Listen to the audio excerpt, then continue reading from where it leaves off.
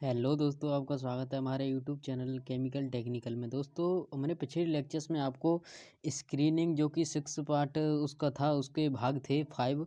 उसमें हमने आपको फुल डिटेल के साथ बता दिए थे। वो भाग थे, वो एक बिल्कुल बारीक मटेरियल के लिए प्रयोग किए जाते थे।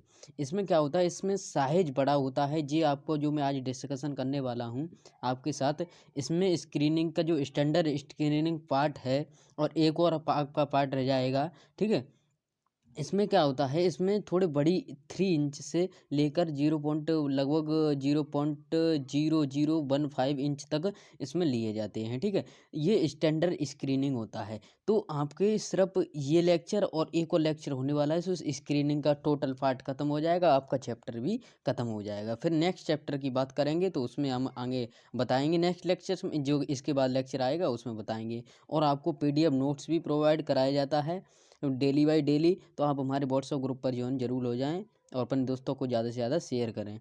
तो चलिए शुरू करते हैं। स्टैंडर्ड स्क्रीनिंग का उपयोग 3 इंच से लेकर 0.0015 इंच तक के साइज के पार्टिकल को मापने में किया जाता है। ठीक है, मापन में किया जाता है। इस प्रकार की स्क्रीनिंग का मैश नंबर, ये मैश नंबर ये एक शब्द कहाँ से आया? मैश नंबर हम बता दें आपको। मैश नंबर होता है, देखो, जैसे कोई आपकी जाली है, आपने घर में आटा छनता होगा तो आटे की में जाली लगी होती है। ठीक है, तो इस प्रकार की जाली होती है। तो इसमें क्या होता है, इसमें जो एक खाना है आपका, ये आपका क्या है, एक ये पॉइंट, ये आपका ये एक खाना है इसका जाली का। तो इसमें जो भी आपकी इसकी डायमेंशन होगी, ठीक है, इसकी कोई ना कोई डायमेंशन होगी। ठीक है, इसकी कोई ना कोई डायमेंशन होगी और कोई ना कोई लंबाई होगी, कोई ना कोई चौड़ाई होगी। तो इसको जो भी इनकी लंबाई और चौड़ाई गुणा जो भी होती है उसको क्या कहते हैं, मैश नंबर कहते हैं। जो कि एक पॉइंट, एक जो कि एक खाने का जो भी इसका डायमेंशन होता है उसको ही मैश नंबर कहा जाता है। ठीक है, तो थोड़ा सा मैंने ड्राइव कर दिया। नेक्स्ट लेक्चर्स में आपको डेफिनेशन भी अच्छे से बता दूंगा। ठीक है, इसमें थोड़ा हिंट दे दिया मैंने। तो इसमें क्या होता है, डायमीटर पूर्ण रूप से स्टैंडर्ड होते हैं। इसके छिद्र पूर्ण रूप से स्क्वायर वर्ग के होते हैं। मैंने बताया भाई, स्क्वायर वर्ग जो कि चौकोर वर्ग स्क्वायर वर्ग में आते हैं। इसके अतिरिक्त प्रत्येक मैच नंबर के सापेक्ष उसकी ओपनिंग साइज कम होता है, जो कि ओपनिंग साइज वो बहुत छोटा होता है। ठीक है, इसको किसी तार की थिकनेस भी सीमित होती है, मतलब इसकी जो भी तार होता है उसकी जो कि थिकनेस, जो कि मोटाई होती है उसकी भी सीमित होती है। सबसे अधिक प्रयोग में लाई जाने वाली स्टैंडर्ड स्क्रीनिंग का ही प्रयोग आपका किया जाता है। जो भी स्टैंडर्ड स्क्रीनिंग होती है इसका ही ज़्यादा प्रयोग किया जाता है। ठीक है, इसको रिप्रेजेंट करने के लिए इसको टेबल के रूप में प्रदर्शित करते हैं। मतलब टेबल अभी मैं दिखाऊंगा आपको नीचे। ठीक है, इसके जो भी मैच नंबर किए जाते हैं उसको टेबल के रूप में इसको प्रयोग करते हैं।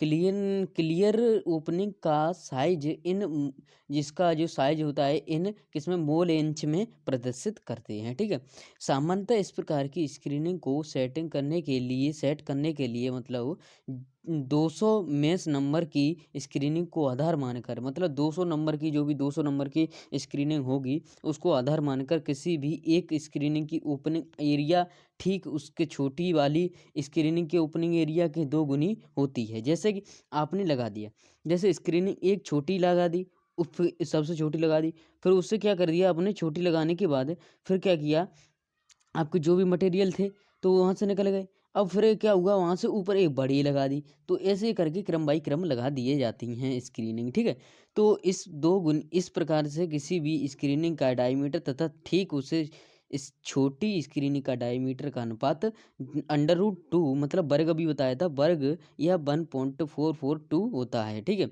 स्क्रीनिंग के अपार्टस देख लेते हैं। थोड़ी स्क्रीनिंग की जो भी कमियाँ, जो भी आपकी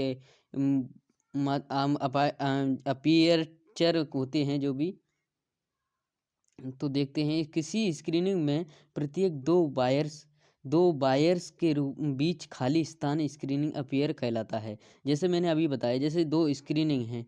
ठीक है, ये स्क्रीनिंग है। ठीक है, स्क्रीनिंग में जो भी खाली स्थान होता है उसको क्या कहते हैं, स्क्रीनिंग अपीयरेचर कहते हैं। ठीक है, थोड़ा इंग्लिश पढ़ने में सही नहीं आ रहा। ठीक है, तो इसमें ये कहते हैं। फिर उसके बाद इसका क्या होता है, अपेरचर की संख्या मैश के पदों में पर लाइन्स इंच होती है। ठीक है, पर लाइन इंच होती है। इसमें देखिए, जैसे एक 10 मैश वाली स्क्रीनिंग में 10 ओपन पर लीनियर इंच और एक अपेरचर 0.1 इंच होता है, ठीक है, ये होता है। फिर उसके बाद हम बात करते हैं स्क्रीनिंग एनालिसिस। स्क्रीनिंग एनालिसिस में दो भाग होते हैं। एनालिसिस का मतलब आप समझते हो, किसी भी चीज़ के बारे में हिंट देना। जैसे हम पेपर का एनालिसिस करते हैं, जैसे प्रीवियस पेपर का एनालिसिस करते हैं, ऐसे ही स्क्रीनिंग का एनालिसिस करेंगे इसमें, ठीक है। इसमें दो भाग होते हैं। इसके फर्स्ट भाग देखेंगे डिफरेंशिएशन एनालिसिस। सामान्य स्क्रीन इस प्रकार की सेट की जाती है कि सबसे मेंस वाले नंबर जो भी हमने अभी बताया था उसी हिसाब से सेट की जाती है, जो कि एक पहली स्क्रीनिंग, फिर उससे बड़ी स्क्रीनिंग, फिर उससे बड़ी, ऐसे उसके की जाती है, ठीक है। ये होता है इसमें सेट करने का, बस यही बताएगा। मेंस नंबर बढ़ते क्रम में स्क्रीनिंग को सेट करते हैं। जो भी मेंस नंबर होंगे उसको घटते हुए क्रम में नहीं करेंगे, बढ़ते हुए क्रम में सेट करेंगे, ठीक है। टॉप स्क्रीनिंग पर सिंपल फीड करते हैं तथा एक निश्चित समय के लिए पूरी स्क्रीनिंग की सेटिंग को मोशन में कर देते हैं, मतलब गति कर देते, गति में रहने देते हैं, ठीक है। इसके पश्चात स्क्रीनिंग से प्राप्त होने वाले पार्टिकल को कलेक्ट कर लिया जाता है। इन पार्टिकल को मापकर इनका मैस रेशियो निकाला जाता है। इसके पश्चात जो रिजल्ट प्राप्त होता है उसे टेबल के फॉर्म में डिनोटेड कर लेते हैं। जैसे आप कोई जो भी, जैसे आप लेते होगे, आप जैसे आपने कोई भी सिस्टम लिया, ठीक है। आपने जब भी स्टर रीडिंग लेते हो, आप टेम्परेचर लेते हो, टेम्परेचर जैसे आपने ये पैमाना लगा दिया। अब जिसको हीट दे रहे हो, एक एक सेकंड में कितनी हीट दे रहे हो, तो कितनी हीट दी वो नाप लिया अपने टेबल के थ्रू, उसमें लिख लिया, ठीक है। फिर उसके बाद उससे ज़्यादा हीट दी तो उसको भी आपने माप कर टेबल में लिख लिया। फिर उससे ज़्यादा दी तो ऐसे करके हम क्या करते हैं, इसकी क्या करते हैं, स्क्रीनिंग माप लेते हैं, ठीक है। फिर इसका क्या होता है, जो भी डीपी होता है, डायमीटर ऑफ पार्टिकल्स होते हैं, डीपी को डिनोटेड करते हैं, डायमीटर पार्टिकल से डिनोटेड करते हैं। जैसे आपको अभी स्क्रीनिंग आपको दिखाई देगा इसमें, जैसे कि पार्ट्स हैं आपके 20 वाई 24 हैं, तो आपको इसमें क्या है का अर्थ है कि जो भी मटेरियल 20 नंबर की स्क्रीनिंग से पास हो जाता है तो 24 की स्क्रीनिंग पर स्थिर हो जाता है, ठीक है। मतलब 24 नंबर की स्क्रीनिंग पर पास स्थिर हो जाता है। 20 नंबर से पास होगा तो 24 नंबर की स्क्रीनिंग जो भी होगी, नेक्स्ट स्क्रीनिंग, उस पर क्या होगा, स्थिर हो जाता है, रुक जाता है, ठीक है। फिर उसके बाद आपके क्या होगा, फिर उसके बाद होगा आपका, इस प्रकार से इस टेबल में एनालिसिस रिप्रेजेंट किए जाते हैं, ठीक है। इस प्रकार हम क्या करते हैं, टेबल में एनालिसिस कर लेते हैं। इसमें क्या होता है, अब आगे बढ़ते हैं। डिफरेंशियल एनालिसिस कहलाती है, ठीक है। डिफरेंशिएशन एनालिसिस कहलाती है। मास फ्रैक्शन रेशियो को किससे डिनोट करते हैं, आपके मास फ्रैक्शन रेशियो को करते हैं डेल्टा फाई एन से डिनोटेड करते हैं, ठीक है। फिर स्क्रीनिंग ओपनिंग में साइज को डीपी के द्वारा रिप्रेजेंट करते हैं। डीपी क्या है, आपके डायमीटर ऑफ पार्टिकल्स है, ठीक है। ये क्या है, आपका मास फ्रैक्शन है, ठीक है। और आगे नेक्स्ट जब टेबल इसकी है, टेबल को देख लेते हैं। ऐसे आपकी टेबल ये डिनोटेड की गई है। ये क्या है, आपका मेष संख्या है, एक्स मेष संख्या है, ये मेष संख्या है आपकी, ये मेष संख्या है, और ये आपकी क्या है, ये मास फ्रैक्शन है, और ये आपकी क्या है, डायमीटर ऑफ पार्टिकल्स है। ऐसे रीडिंग लेते हैं हम, ये अपनी कैलकुलेशन खुद नहीं करते हैं, पार्टिकल के हिसाब से ही हम क्या करते हैं, रीडिंग को लेते हैं, ठीक है। तो आपको ये टेबल में रीडिंग कैसे लेते हैं, ये आपको ये होगा, ये ऐसे लेते हैं। जैसे आपको जाली है, उसको स्क्रीनिंग करना है, तो उसी हिसाब से हम रीडिंग लेते हैं, ठीक है। फिर उसके बाद करते हैं सेकंड पार्ट, इसका है सेकंड पार्ट है कॉम्युलेटिव एनालिसिस। कॉम्युलेटिव एनालिसिस का मतलब है कि कॉम्युलेटिव स्क्रीनिंग एनालिसिस प्राप्त करने के लिए सबसे पहले क्या करते हैं, डिफरेंशियल एनालिसिस करते हैं। मतलब डिफरेंसेस से जो भी आपने बताया उसका एनालिसिस करते हैं। फिर उसके बाद इंडस्ट्रियल स्क्रीनिंग के मास फ्रैक्शन को क्रमशः लिखते हैं।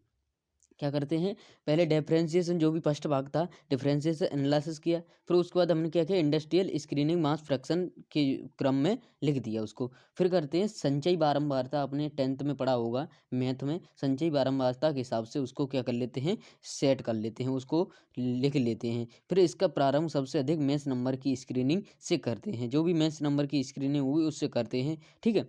फिर इस प्रकार से जो एनालिसिस प्राप्त होता है, जो एनालिसिस प्राप्त होता है उसे क्या करते हैं, कम्युलेटिव स्क्रीन एनालिसिस कहते हैं। ठीक है, जैसे कि आपको ये फॉर्मूला दिया गया है, आपको ये फॉर्मूला दिया गया है, आप अच्छे से, ये क्या है आपका डी है, डायमीटर पार्टिकल डायमीटर है, और ये क्या है आपके डायमीटर फ्रैक्शन है, डायमीटर फ्रैक्शन है, डायमीटर फ्रैक्शन है, जो कि मास फ्रैक्शन होंगे। ठीक है, तो इस प्रकार की, फिर उसके बाद हमने थोड़ा सा एग्जाम्पल के थ्रू पे हमने क्या कर दिया, ये आपको दिखा दिया है कि ऐसे इस प्रकार के ये निकलेंगे, जैसे कि हमने पिछले भी टेबल्स में बताया था आपको, उसी प्रकार से मिलेंगी। ठीक है, तो ये लेक्चर आपको कैसा लगा, थोड़ा बहुत आपको समझ आया होगा। अगर आप अपना नोट्स बनाओगे तो आपको और ही अच्छे से समझ आ जाएगा। तो नोट्स डेली बाय डेली अपने बनाते चलिएगा। आपको ये पीडीएफ प्रोवाइड करा दिया जाता है व्हाट्सएप ग्रुप पर। व्हाट्सएप ग्रुप पर ज्वाइन नहीं हुए तो व्हाट्सएप ग्रुप ज्वाइन कर लीजिएगा, और चैनल पर नए हो तो चैनल को जरूर सब्सक्राइब करें, और अपने दोस्तों में ज़्यादा से ज़्यादा शेयर करें। तो मिलते हैं नेक्स्ट लेक्चर्स में। एक लेक्चर और होगा स्क्रीनिंग का, सो आपका स्क्रीनिंग का टोटल पार्ट्स आपका ख़त्म हो जाएंगे, और आपको लास्ट में मोस्ट जो एंड आपको सिलेबस एंड होगा उसके लास्ट में आपको फुल पीडीएफ के साथ, और आपको इम्पोर्टेंट क्वेश्चन भी मिले, इंपॉर्टेंट क्वेश्चन भी बताए जाएंगे। तो अपने हमारे चैनल पर बने रहिएगा, और ज़्यादा से ज़्यादा अपने फ्रेंड्सों को जोड़िएगा। तो मिलते हैं नेक्स्ट लेक्चर में, तब तक के लिए जय हिंद, वंदे मातरम। और आज स्वतंत्रता दिवस की हार्दिक शुभकामनाएं सभी को। Thank you for my watching video.